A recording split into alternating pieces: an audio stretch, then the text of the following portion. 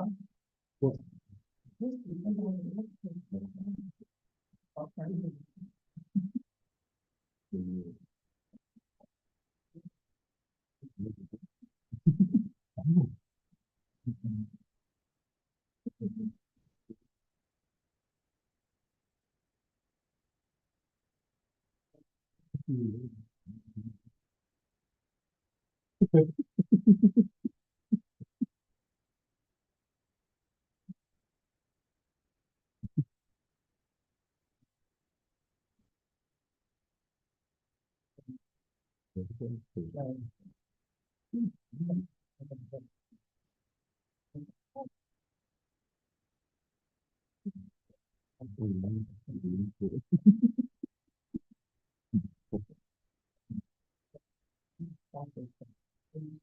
Don. Sorry.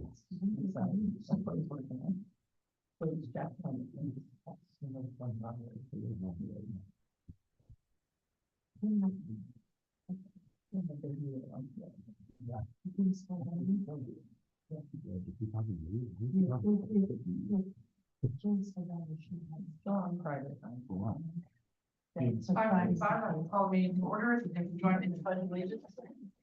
Yes, you don't. I pledge allegiance to the flag of the United States.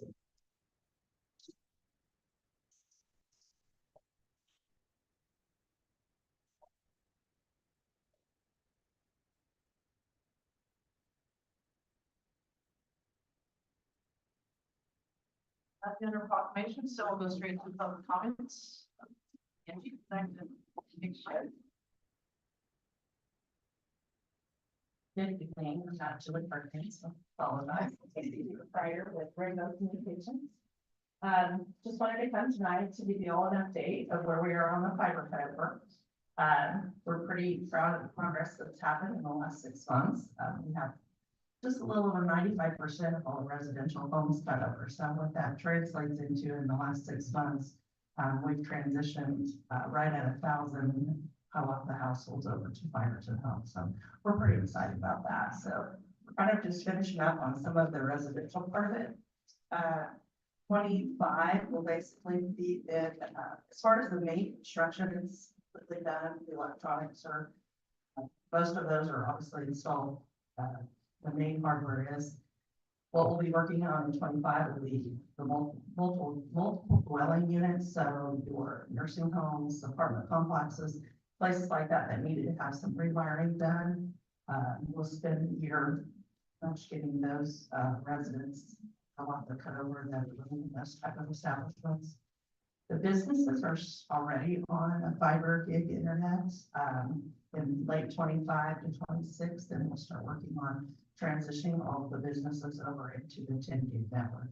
It's available to them now, but we're just transitioning as they either request to be or we'll do full cut over in late 25 to 26, working on all the businesses. So as you can tell, it was a several year project, but we're really excited about being able to get, like I said, basically all of the residentials cut over. And so Hiawatha is officially what we call a 10 gig network. So you have the capabilities. I never like to say that we've future proofed you because I don't think that there's any way to future proof, but we are ready for the future. And the residential customers are able to have a 2 gig network, a 2 gig by 2 gig network, and then the businesses will be able to have up to a 10 gig network now. So we just again want to be here to thank you for your cooperation, and the city staff was excellent as far as helping us with all the locates and getting things done. And we're just excited to be here in Hiawatha and have that all upgraded. We're right at about a $4 million mark. So Rainbow's invested $4 million in infrastructure, which basically brings the whole plant, Rainbow plant, which includes all of your cabling, your electronics, and then what we call like the new hut that we set. And when we have out by Walmart, we have about a $10 million plant that feeds Hiawatha and some of the surrounding areas too. It feeds out of there, but this was about a $4 million upgrade. So, we're invested in Hiawatha's future, and just wanted to make sure you didn't have any questions or comments for us. It does. Yeah, it does work I have no great. problem. Good, good, that's what we like to hear, that's what we like to hear. Appreciate the update. Yes, absolutely. So as always, please feel free to reach out to us. If you have any questions or concerns, and we're just gonna keep pushing forward. We are working on other towns, getting them upgraded now, but I kind of wanted to come back, and explain to you that there's still about a couple more years of getting everything completely closed out as far as the cable modem system. But most of it is behind the scenes. Okay, very much for you guys stopping by. With that, thank you all. Have a good one. Okay, moving on to the consent agenda, Brad, is there anything you want to add? No, nothing that. Make a motion to approve the consent agenda as presented. Second, Been moved and seconded to approve the consent agenda, any further discussion? Not on. all in favor? Aye. All opposed? Motion passed 4-0. Nothing under old business, so then we'll move on to new business. Brad, the health insurance update. So this year, the city went out to bid for health insurance. And what happened was our current provider, Aetna, declined to give us coverage this year to give us a bid this year. And so we ended up with 5 bids. Really, we had 2 bids from 2 different companies, but Blue Cross Blue Shield came in with 4 options for us. And so in thinking about what we could do with the health insurance this year, the city could have gone a couple of different ways. We could pick one option and just go with that option, just offer one. Or it doesn't, the way that I got to thinking about this later on was, it doesn't hurt for the city to offer all 4 options from Blue Cross Blue Shield.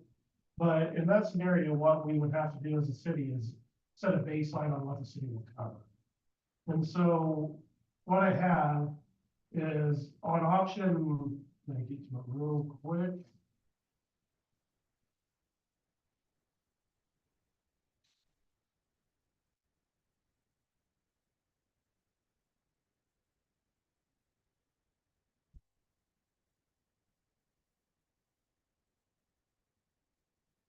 So on option D, for Blue Cross Blue Shield, the cost for that would be $429,462.84.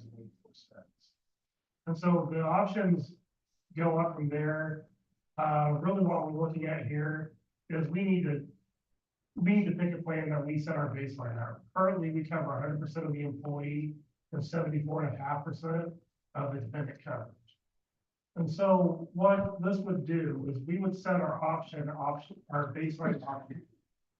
And so, but we would leave these other options available to the employees to so choose if they want to.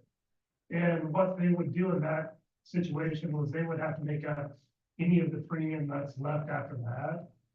And so really what we're looking at here is, we look at the final cost for the employees. And so, and also the final cost for the city. And so like for option B, it's a $5,100 deductible. For the individual, $10,200 for the family. And so that's a health savings account type of option that we have there. Option C has a $2,000 deductible, option B with a $1,000 deductible, and option A with a $500 deductible. And so we set our baseline in option B, and the employees would pick up any of that premium for any of those other options. And so really what this does, it gives employees the kind of the power to make the best decision that's for them. And so I went through and I worked out all the numbers that what it would cost, these are going to be average cost. And so for an individual employee, option B would be covered 100%, so that'd be $0 for them. An average cost for option C per month for an employee would be $105.10. Option B would be $123.65, and option A would be $242.08. And so when you look at that, it's really not a bad option for most employees, especially considering that, option A has a $500 deductible, $1,500 out of pocket maximum. That's a really good price for that kind of a plan. When you go to the family plans, you know, the average cost for option B would be $403.20. Option C, $722. Option B is $776.02, and then we have $1136. 67 for option A. And so as you can see, the more dependents that you have, the higher those numbers get. And so what I propose is that we set our baseline at option B. And what I plan to do is after the decision is made tonight, I really would like to get all this information out to the employees to get that into their hands. We have our open enrollment set for March 5th. And I'd like to get that into their hands. That way they can talk about this and figure out what's best for them. And other than that, I am open to any questions right now. And when we switch over to Aetna, and we gave everybody a one-time payment for a health savings account. Yes, Now, are we gonna continue doing that no, for new employees, or is it just? no. So we would not, I am not proposing that we contribute anything to the health savings account. The health savings account, if anybody does choose option D, the health savings account that we currently have would carry over for that. We can still have the same health savings account, which they can contribute to it at that point if they so choose to.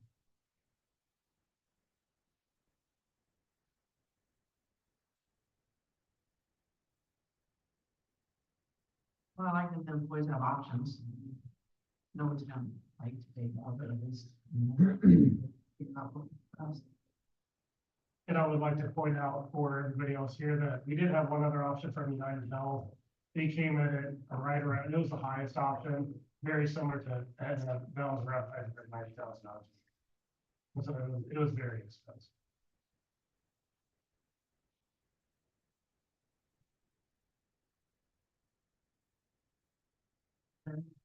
Questions? Questions today?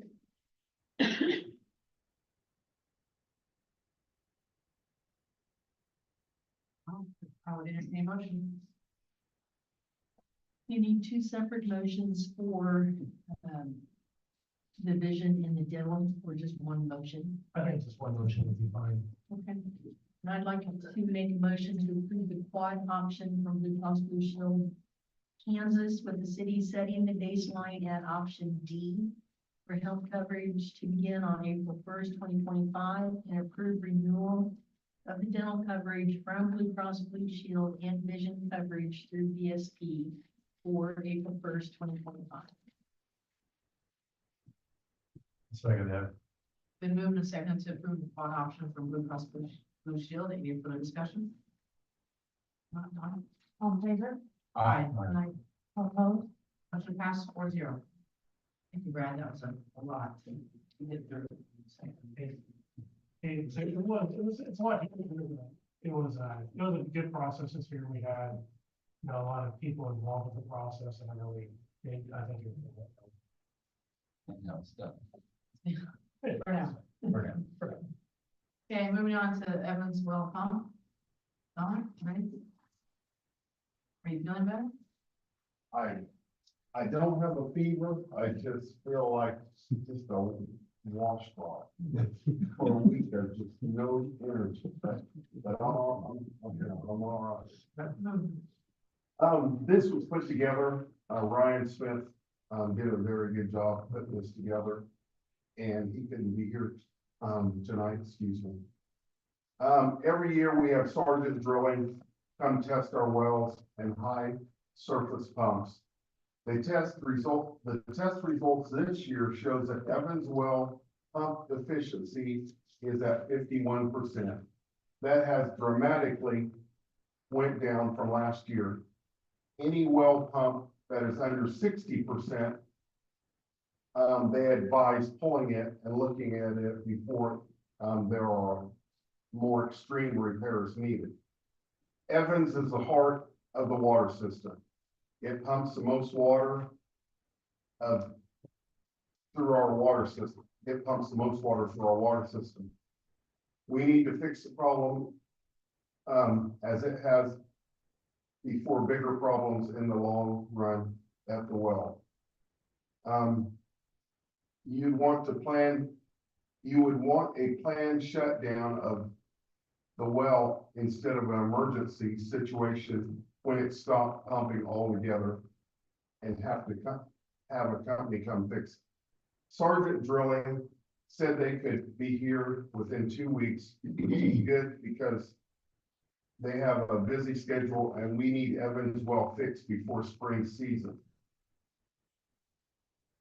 The recommended action is I recommend to let Sergeant Drilling come in and repair Evans well for the amount not to exceed $36,149.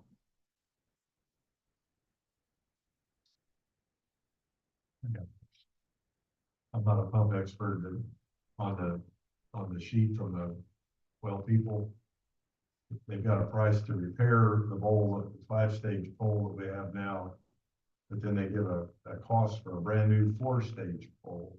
Is that? Are they both supposed to be 5-stage or? Yeah, well, that's a good question. I don't know whether they have, with the new bowls that they would put in there, if they're more efficient than the old ones. I think what they're really trying to do is hit a gallons per minute there. And so I think that they might be more comfortable with the 4-stage bowl, but rather than the 5-stage that we had. If it's just the difference in the way pumps are designed now, that could be the difference there. I'm not really sure of that much about it. That's a good, yeah, we left that kind of open because we're not sure completely what is going on, why the efficiency is so far down. What kind of gallons per minute is it supposed to pump versus what it is pumping? So normally that will pump right around 370 gallons a minute. Has the capability to pump 500. We usually try to keep it down around 370, and that's just to really protect the aquifer out there, to try to make sure we're not over pumping. It can safely do 500 gallons a minute. In an emergency, you can do that. Right now, we're producing about 300 gallons a minute. And so we've seen that drop from about 370 to about 300. Something drastic, well, maybe not well, yeah, it'd be drastic. That's why it's kind of all over the road where this might cost. Out of the other pumps, so we tested all the pumps, right?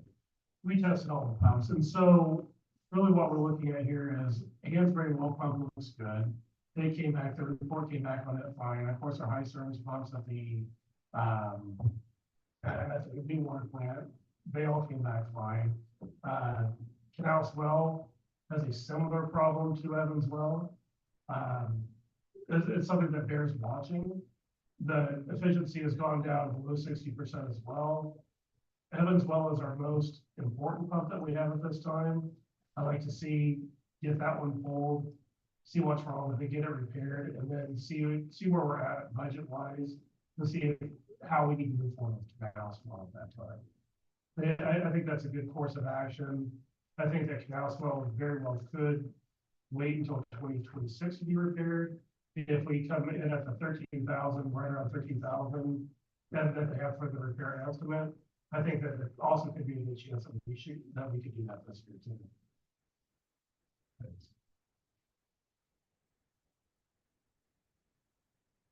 Further questions or comments? No, I don't entertain a motion. I would like to make a motion to let Sergeant Drilling come in and repair Evans well for the amount not to exceed $36,149. Been moved and second to have Sergeant Drilling come in to repair the Evans well. Any further discussion? Not none. All in favor? Aye. All opposed? Motion passes 4-0. Moving on to item 3, sewer rate ordinance 2137. So sewer rate ordinance 2137 makes updates to the old sewer rate ordinance. What this does not do, this does not increase the cost of the sewer at all for the city of Hiawatha. All this does is accommodate gallons for the sewer rate. Right now, we had all of our sewer rate was in cubic feet. We're proposing changing those meters to gallon meters, and so we needed to accommodate that change for the sewer ordinance as well. And so this sewer ordinance is going to be for gallons and cubic feet, and so it can do both. which we will need for a period of time. But that way, once we change over to metering in gallons, I think people understand that a lot better. I think they're gonna be more conscientious of their use at that point. I think it's a better form of measurement for the general public to understand. I would entertain a motion. I make a motion to adopt sewer rate ordinance 2137 to be effective April 1st, 2025. A second. Then moving and second to adopt sewer rate ordinance 2137. Any further discussion? Not, huh? All in favor? Aye. Motion passed 4-0. And moving on to number 4, water rate ordinance 2138. The water rate ordinance 2138 is very similar to the sewer rate ordinance. There's no change in the price of the cost of transfer on this. This is once again just to accommodate those gallons. And so that's really what we're kind of aiming for here. And so once again, there's no change in the cost to the customer. Is there a motion? I'll make a motion. I'll make a motion to adopt water rate ordinance 2138 to be effective April 1st, 2025. Second.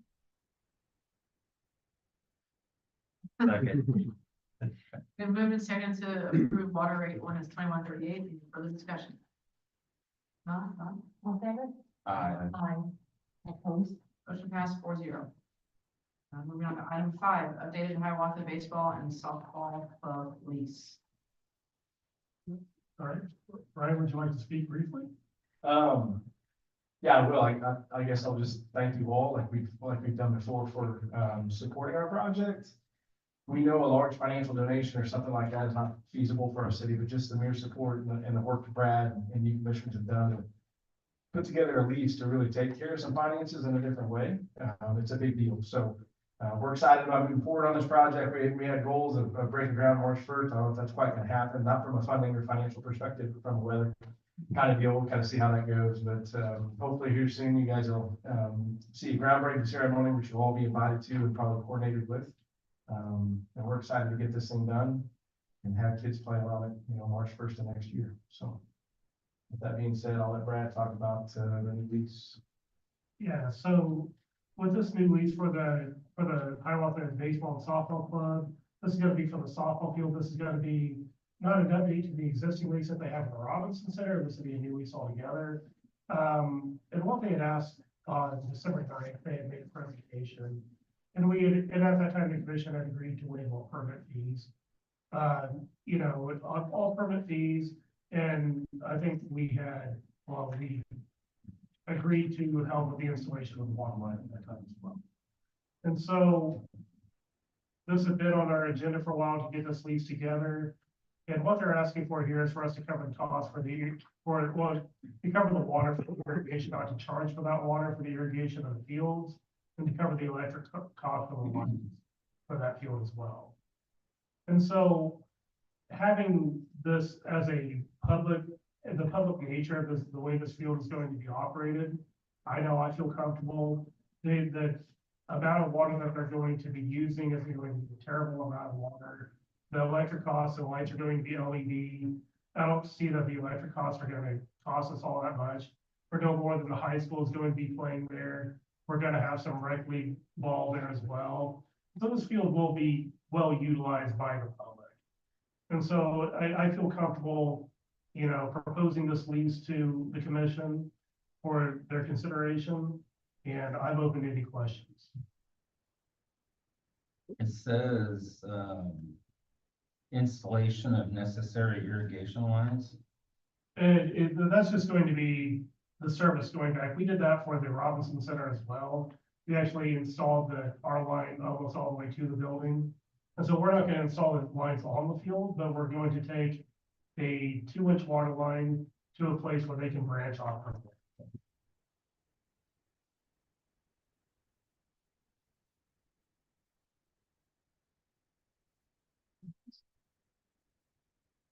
I'll make a motion then to approve the new 25-year land lease for the Hiawatha Baseball and Softball Club for the new softball field to include the city's responsibility for utility costs for the irrigation and lighting of the new field, as well as installation of the necessary irrigation line.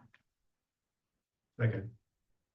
Been moved to second to approve the 25-year land lease. Any further discussion?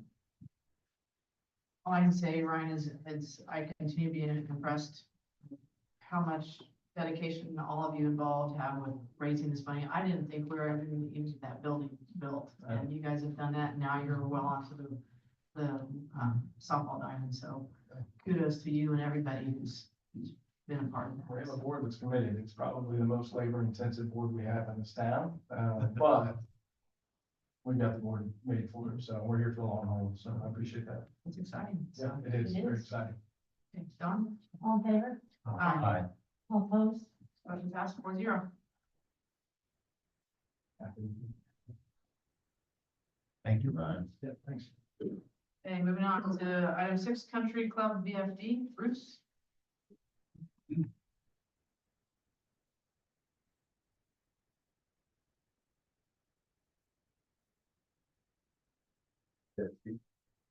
All right, we got some new commissioners on, so just a little background, the wastewater treatment plant provides water for the golf course. It's treated, so it's pretty much getting good use out of it, because it's not going to the creek.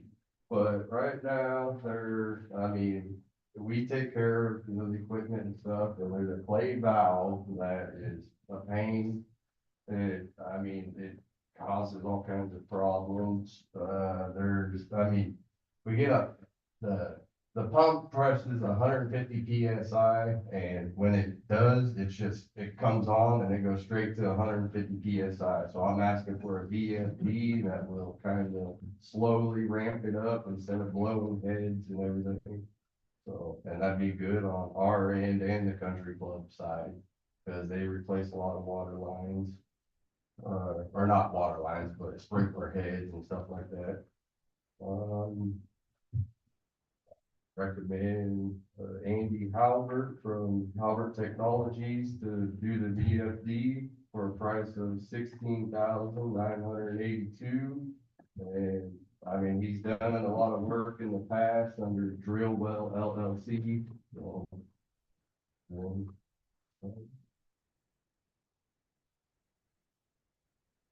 Dominic, did you have anything else to add? Or is that pretty much? That system's about 19 years old.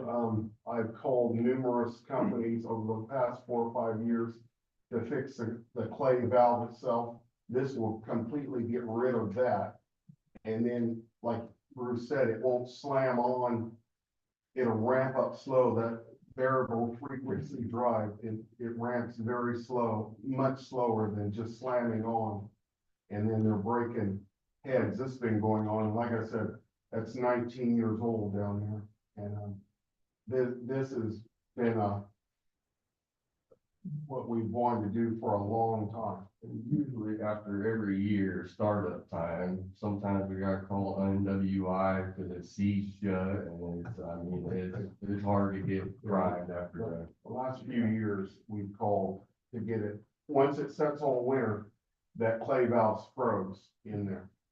And Does the country club operate this pump whenever they need water, or yes, under contract, certain hours, where do they turn it on at?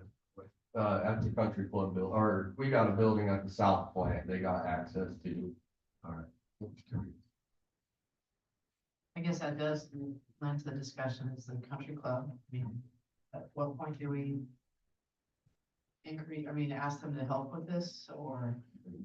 We did update our contract last year from the country club to kind of help cover some of the excess costs that we were having.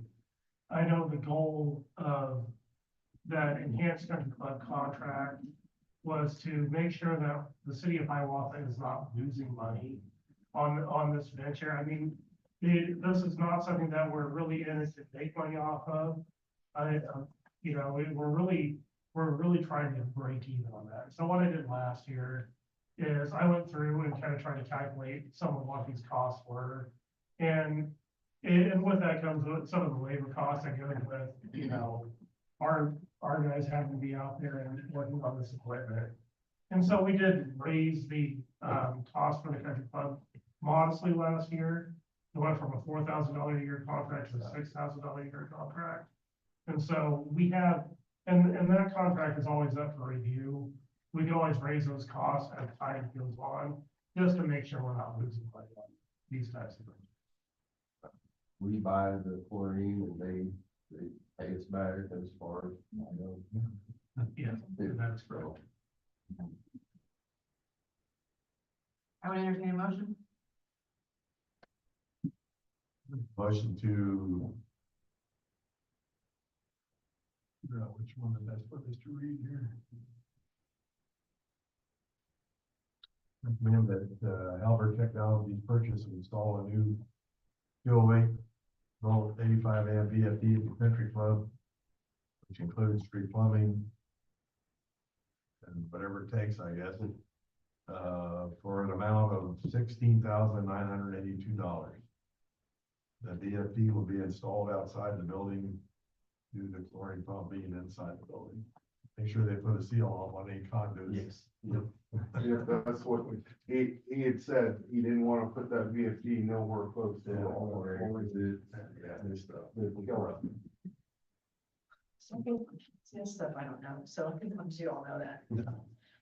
Been moved and seconded to, purchase the VFD from Hallmark Technologies. Any further discussion? Not, Tom? All in favor? Aye. Opposed? Motion passed 4-0. Thank you, Bruce. How soon will they be able to get to that? Well, that's why I brought it to this meeting, because it's like 4 weeks, back order, because he says they make it for each specific application.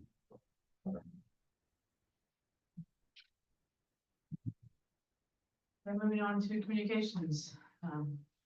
Is there anything you wanted to highlight or? Nothing here I want to highlight. We have the department head reports at number 7 here. Number 1, we had the tree board summary, we had the January fire runs, the general fund income statement, the income statement by fund, revenue and expense report, and treasury reports. Department head reports, I had them submit those to us in writing for this meeting. And in the future, we still plan to bring them back and actually have them update, present to the commission. I did like it when they would come in person and just, then we could ask questions and. Yeah, and then, I always thought it was a very helpful thing. I remember doing it for a number of years when I was a water supervisor. I always thought that was very helpful. Okay, any questions from the commission? If not, then we'll move on to governing body comments. I wanted to bring up, just this last weekend was the last weekend for the youth basketball league that Hiawatha has. And so I still get to officiate for that. So I asked Jody about it, and she said this thing started in 2013, and they had, what was it? Around 25 teams, and they had to like mix boys and girls together in different age groups, and the ages from 2nd grade all the way up to 6th grade. And Pete Rose and Jody were the ones that started it. Well, this year, she said that Pete's no longer involved, although we did bring the OG back. He came and officiated this year, so he was referencing some games. So this year they had 78 teams, around 700 players from 13 different towns in the area. So, I mean, if you ever go to McDonald's on a Saturday in January, it's a bad idea. I made that mistake once. She gave me some more details, said they played about 40 games most weeks, and it's about a 6-week season. Usually around 16 refs for to do that. And that I have to point out the Hiawatha baseball and softball organization, that they ran the concession stands, and that's at the high school, middle school, and the armory. And in a month, they raised over $11,000. So this one league that started in 2013, the amount of business and people it brings into our town.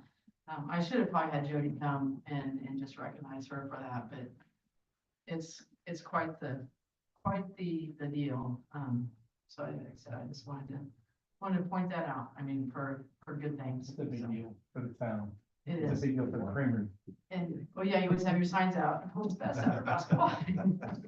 And, it's also fun just to see the difference between the little second graders and how much, because I refuse to officiate fifth and sixth grade because parents just get too crazy. I like the little bitty second graders, and how much they improved in a month, and how much fun it is, and the league has also donated quite a bit of stuff to the high school as well.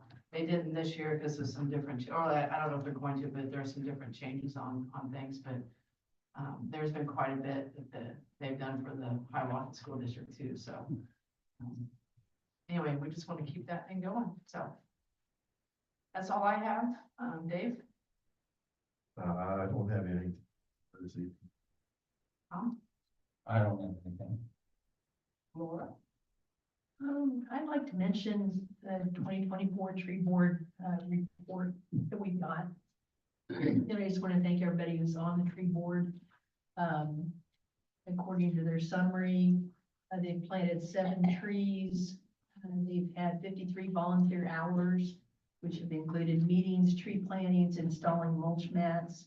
Mulching trees were donated bag mulch, tree trimming of young trees at the lake and along the walking trail, watering new trees. Application for the Tree City USA. Looks like they received a certification for Tree City USA. Have made some other activities, but they really replaced some of the old trees that have died, and anyway, that's a lot of work, and I just wanted to thank the tree board for volunteering their time to do that. Which includes Commissioner Middendorf. Yes. So I'm working on that. Yeah, I'm going off the board now, so let somebody else do it. Yeah. I will mention that the tree boards established a fund for the Hiawatha Community Foundation, Okay. and we kind of limited what we spent money on this last year so that we could use that as seed money for our community foundation fund. And I'm not sure what the tree board's going to meet this later this week and talk about their plan for the year, and they're supposed to present that to the commissioners when they get it set up. So I would anticipate that they're probably going to plant a bunch of stuff at the lake, because we cut a bunch of trees down at the lake. So there's a lot of opportunities there to make that look nice. So see what they come up with.